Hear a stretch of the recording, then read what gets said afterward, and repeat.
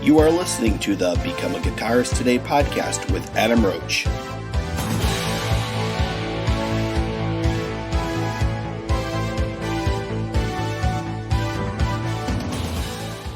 Hey there, and welcome to episode number 156 with my guest today, David Andersson from the band Soilwork and the Night Flight Orchestra, which we talk about today for the new album, Aeromantic 2. So David lets us know a bit about the album and what he's up to now. And the track you're hearing at the moment is from the new album, and it's called Violent Indigo. And thank you to my sponsors, Custom Guitar Picks, musician, and Arnaud Krakowka. You don't need a drummer to make an amazing metal song. All you need is access to tracks produced in a great studio by a great engineer. My full-length drum tracks are crafted using the best sounding samples I've been developing for over a decade and have been used by thousands of professional musicians worldwide up to the highest level in the industry, including John 5 and Gus G. Stop wasting hours of your time trying to program drums and stop wasting tons of money to have your drummer record in a studio for mediocre results. With my drum tracks, you don't need to worry about any of that. Just drag and drop your tracks, press record, and you're done. All of that with a killer, authentic sound. So go to my website, arnaudkrakowka.com to start rocking. So let's go all the way to Sweden for my interview with David Andersson. Hello. Hello. How are you? Good. How are you? Can you hear me okay? Yeah, perfect. All good here. Well, thanks for doing this for us. Yeah. So you're in Sweden, right, at the moment? Or right now I'm in England. Oh, in England. Okay. Visiting my girlfriend, but I live in Sweden most of the time. All right. Oh, that's good. So I'm Swedish. Yeah. Yeah. But I'm in England right now. Right. Well, it's good you can go back and forth. Yeah. It's a bit harder these days, but I mean, I'm vaccinated and everything, so, you take PCR tests and everything, but I mean, It's still possible. That's right. We can't do that here in Australia. We can't go anywhere. No. I've been talking to quite a few of your colleagues this week, and it's really sad that you did so well for so long, and now it's, Yeah, it's like it's happening all over again. Yeah. Yeah. Well, congratulations about the new album, Aeromantic, number 2. So it wasn't that long ago that you did the first one, was it? No, it was released in February, I think, 2020. So Yep. Yeah. Didn't you guys just start touring it, and that's when the whole pandemic hit?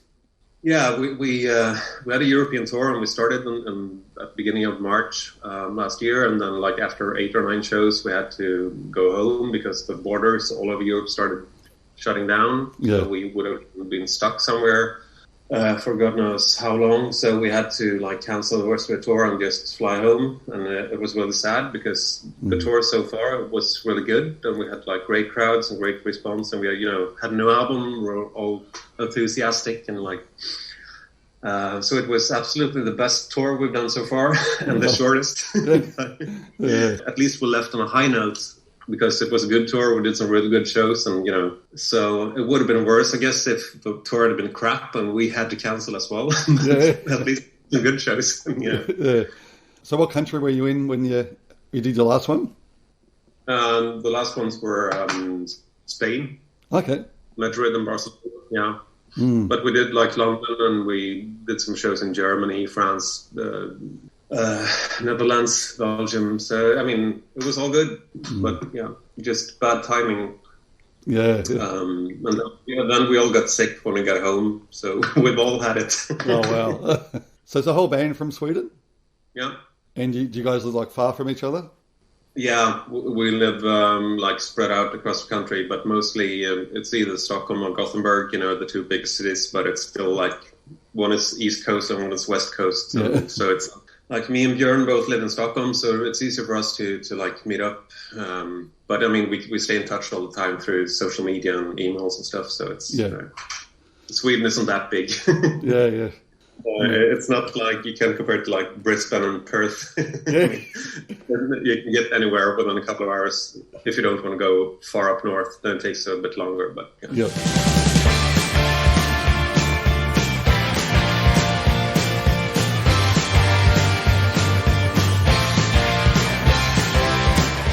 with the new album, who was the main writers? I guess it's probably like 70% me, and then Björn, the singer, and Sebastian, the other guitarist and percussion player. And that's the way it usually is. Like I write a little more than half, and then they come up with a few songs each. And you do a lot of the writing for Soilwork too, don't you? Yeah. It's just, I've always loved. I love songwriting, and I'm always writing songs, and it's kind of natural. I mean, I write lots of songs, and the others, they don't write that many songs, but at the same time, I'm willing to. I don't expect all my songs to be included. Yeah. It's like I'm like the safety net. I always have lots of songs lying around, so whenever I'd be nervous that we don't have any songs, because I mean that's one of my favorite things in life is writing songs, and I'm writing like every day. So, Wow. But it's nice to have. It's always nice to have more than one songwriter in a band, because it's nice to have. Even though we're like influenced by a lot of the same stuff, it's nice to have that blend of voices, and you write differently, and I like it. It would be boring if bands were there's only one person writing everything. It tends to get a bit samey, I guess. Yeah. Oh, exactly. I know what you mean. Yeah. So when you sit down to write, do you think in your mind first, okay, I'm going to write a Soilwork song, I'm going to write a Night Flight Orchestra song, or just whatever comes up? I usually start if I get some sort of like idea. For me, it's a very subconscious thing. I mean, I read lots of books, I listen to a lot of music, and usually it's just something pops up. It could be a word, a sentence, like a melody you hear in your head. Just sometimes when you go to sleep or when you wake up in the morning, it's just it's just there. It's pretty obvious from the beginning whether it's a Soilwork song or a Night Flight song, and that's usually what happens these days. When I was younger, I used to do the standard thing and sit around and noodle on a guitar or a keyboard and hoping for something to come up. But these days I don't sit down and noodle much. I just wait for an idea to pop up in my head, and then I write a lot of lyrics as well. So it could be a lyric idea that inspires me, and or it could be the other way around, or That's great. Even though I'm not a singer. I mean, I can sing, but I'm quite crap. And I sound like a Swedish indie pop singer. I do some screamy backup vocals with Soilwork. I mean, I can't, when I sing clean vocals, it's like I have quite a weak voice, so it doesn't fit metal at all. In every band I've been in, I've always been writing melodies and lyrics and stuff as well, because I love it. And I listen to a lot of lyrics and write. And I read like 5-6 books every week, and I'm always constantly thinking about words. So it's and I'm happy that Björn is okay with me writing lyrics too. But I mean, we know each other so well, and he's free to change things around and put his own twist on stuff. So it's working out fine. That's great. Have you ever got into the chance where it's like being like the riff's been borderline heavy to mediocre? Yeah, I do have a few songs like that. They're like too heavy for Night Flight and too mushy for Soilwork. I don't know. I guess I'll start another band when I retire. That's it.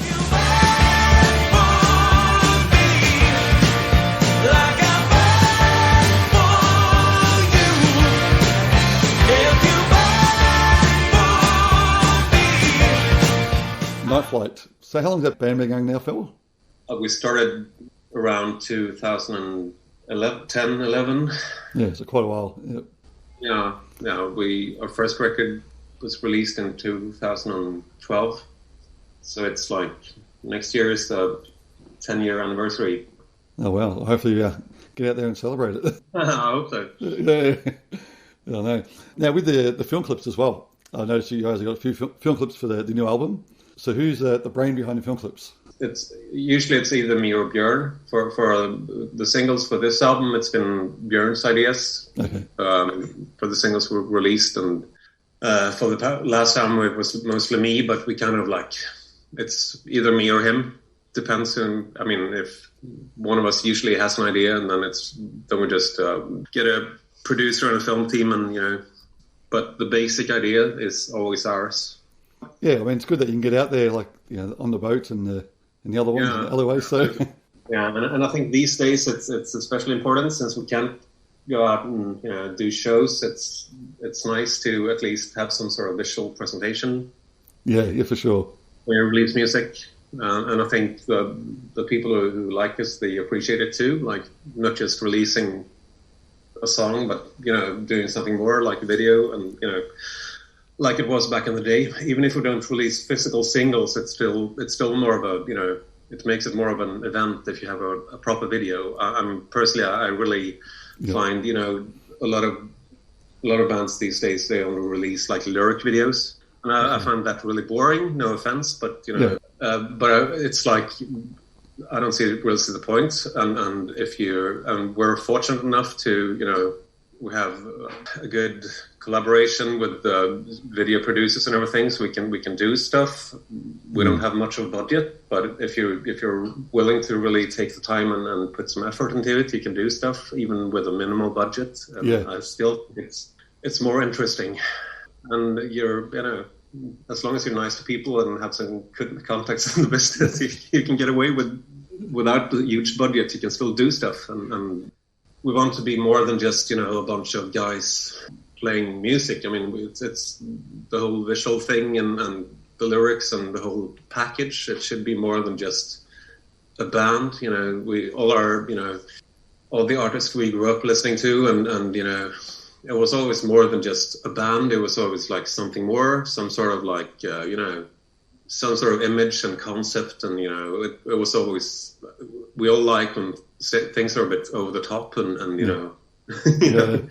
we like to take things just a tiny bit too far. And that's what makes it interesting. I mean, who wants to see a bunch of middle-aged men standing around playing air guitar and trying to look cool? I mean, it's we want it to be something more than that.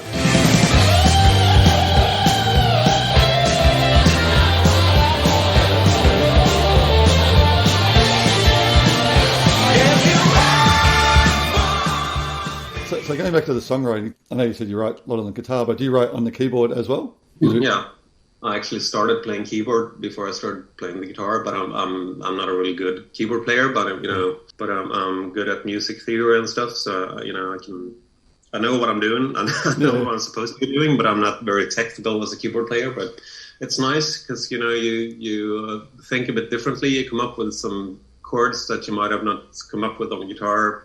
But yeah, it's mostly, when it comes to Night Flight, it's always based on the vocal melody, and because to me that's the important thing. Even though I'm a guitarist, I'm still aware that the guitar is just an instrument among others. And when I listen to music, if I don't listen to instrumental music, of course, but if I listen to rock, metal, whatever, it's still if it's crap vocal melody, then you can't really do much to save it. Yeah, that's right. But it's a bit different with Soilwork, of course, because then it's more guitar-based, and then you can, if you have a really good guitar riff and a good guitar melody, then you can do a screamy chorus, and if the vocal idea isn't good, then it's hard to, you can't polish a turd. That's right. Yeah, some of the keyboard playing on this album's fantastic. I've got to make sure. So John Manhattan Longmore? Yeah. John Lundemyr, yeah. Lundemyr. Sorry for the Swedish. He's lovely. He's been playing on this record, on the last record, and he's also a classically trained jazz musician, and he's very versatile, and he fits in really well, and he does some great stuff, and both me and him were like improvising musicians. We usually improvise most of the solos and stuff, and it sort of gives it a freshness. I think a lot of rock music only have improvised solos these days, and composed solos these days, and I sort of like miss that improvised element in rock music. Like when I grew up listening to Deep Purple and stuff like that, it was all like improvised, and I like to. That way you can come up with some unexpected stuff that you weren't even. That you when you improvise in the studio, you sometimes play stuff like, whoa, what was that? Yeah. And that makes it more interesting to me than just, composing a solo, because then you can usually hear when a solo is composed. Yeah, exactly. That's what I mean. Some of my favorite solos of all time are like written beforehand, but the older I get, the more I prefer improvising and just, see what comes up. Yeah, for sure. So are you influenced by Toto at all? Toto, oh yeah, absolutely. Yeah. Toto is, when you listen to our music, I guess it's kind of obvious, because Toto has made so much. I mean, if they've managed to like squeeze in so many styles. If you compare the first Toto album and Hydra, and then the 80s stuff with Fahrenheit, and they're a very diverse band, but at the same time, we listen to all kinds of music, and we grew up listening to all kinds of music, and we have the progressive elements, and some obviously some hard rock elements too, and some jazzy stuff over here and there, even if it's not always obvious. But we try to take things like ABBA, and we're Swedes, So we grew up listening to all kinds of music and playing all kinds of music. So it's sort of like we like to try and take, we can't really reinvent the wheel, but we can assemble it in new and interesting ways. Yeah. Take familiar components and you do something new and interesting with them. At least that's what we're aspiring to do. Yeah, definitely, for sure. That was the first thing when I heard the album. It was probably the main thing that comes to my mind. Is, not the same as Toto, but it reminded me of Toto. The type of the sound and the vocals, everything, which is good. It's a good thing. And our sound is always changing. The first records we did were a bit more, traditional 70s hard rock, I guess, and then we always try to evolve and try different things. And the next record would probably be like slightly different, and trying out new stuff. And as long as it doesn't get boring, and we always like to have that surprise element, both for the listener and also to surprise ourselves, and do, with each album, we always have a few songs at least that are like something that we haven't really done before.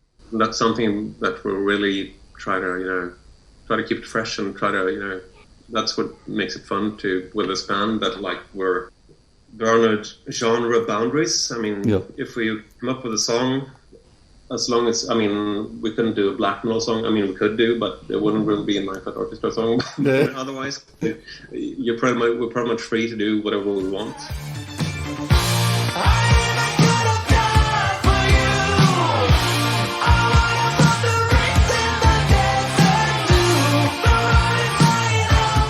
Beyond vocals, he's got good range too. So, like I say, could do anything.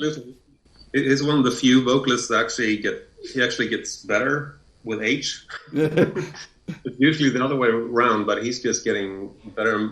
He just singing death metal, and gradually he discovered that he was a good all-around clean vocalist as well, and is constantly trying to push himself and do new stuff, and his range is just increasing, and he comes up with great things. I'm always like impressed, like, wow, I didn't know you could do that, Björn. And he's like, no, neither did I. But but it's nice, and I guess that's the same with all of us. We're always trying to push ourselves and do things, do new stuff, and try to take it a step further. Yeah, and the girls have both got amazing voices too. Or the ladies. Yeah, absolutely, and they add sort of like another dimension to the whole sound, Yeah, for sure. So it's a female vocal element in there as well. But overall, it's amazing albums. Thank you. No problem.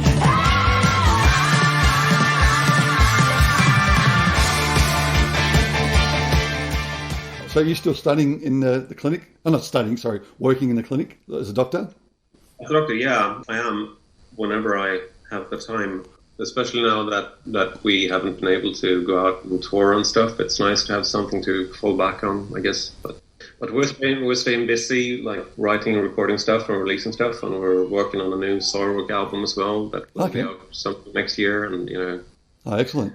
No one knows when we're going to be able to go back out and play shows again, so we might as well just keep releasing stuff, and I think people appreciate the fact that we're we're releasing new music and, keeping up our presence, because right now I guess people need new music more than ever. Yeah, for sure. You can tell from the reactions online, and that they seem to enjoy the fact that we're not just waiting around for things to go back to normal, because no one knows when or if that will happen. So we might as well stay busy and do stuff. You just have to accept the fact that it is what it is, and you can't do anything about it. The one thing we can do, at least we can still get together in the studio and create music, and at least we're able to do that. Yeah. And in Sweden, we haven't had that strict lockdown thing. I don't know if it's right or wrong, but anyway, things are quite okay in Sweden right now, and we're all vaccinated, and we have antibodies and stuff, so it's like we're safe. We can still get together physically and record together, which is real nice. We're not the kind of band who sort of like just sends files back and forth online.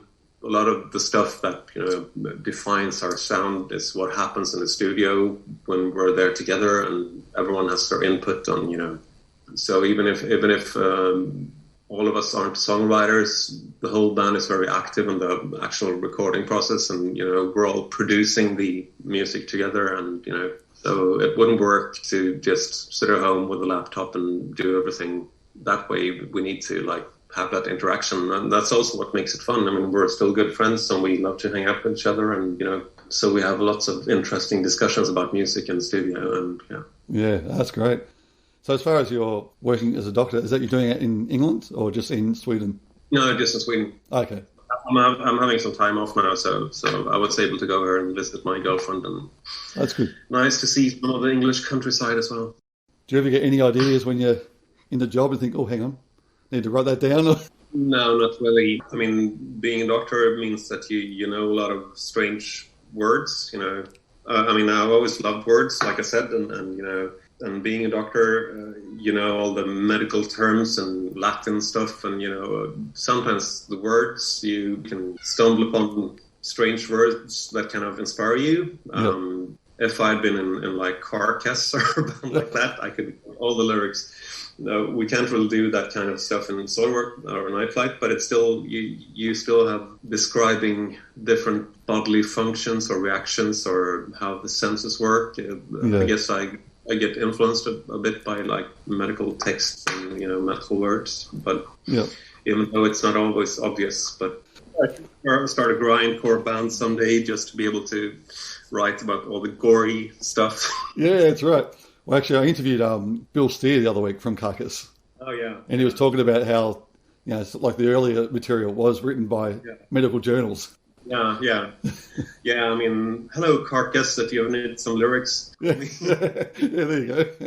Perfect. They're a real good band. I really like the last albums they did, like Surgical Seal, and the new one, what's it called? The Surgical something.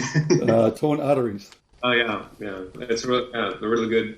These days I mostly listen to, extreme metal, like black metal, and either that or different kinds of jazz, I guess.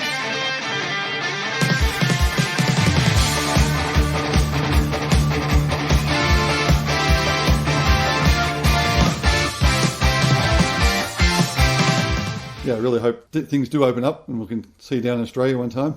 Yeah, absolutely. It feels like with every release we get a bit more media attention, or at least we're doing more and more interviews for every release. And I hope there's hope that I have no idea if how much of a following we have in Australia, but hopefully there's a buzz going on, and hopefully the word will spread, and people will one day there will be enough of a following for a promoter to want to take us there. Yeah. Because I mean, we've been playing in Australia with Soilwork lots of times, and it's always lovely. It's a lovely country, and the shows are always great. And I think that people in Australia would, if we get the chance to get heard, I think people would like what we do. Oh yeah, 100%. All right, well, yeah, thanks again.